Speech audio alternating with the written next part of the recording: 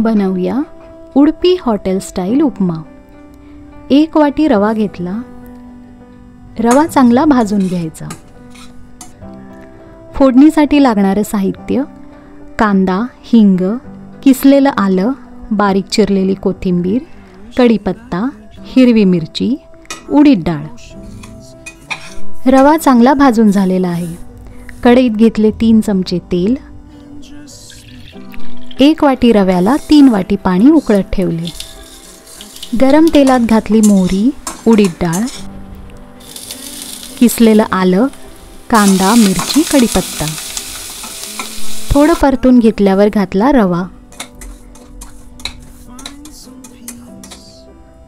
चवीपुरतं मीठ, चवीपुरती साखर। मिश्रण चांगलं एकजीव केलं आणि उकळलेलं गरम पाणी त्यात ओतले। झाकण ठेवून छान वाफ येऊन द्यायची।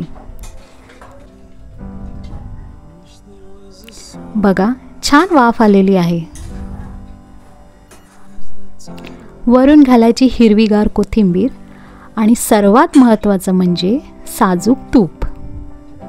आणि झाला आपला उपमा तयार।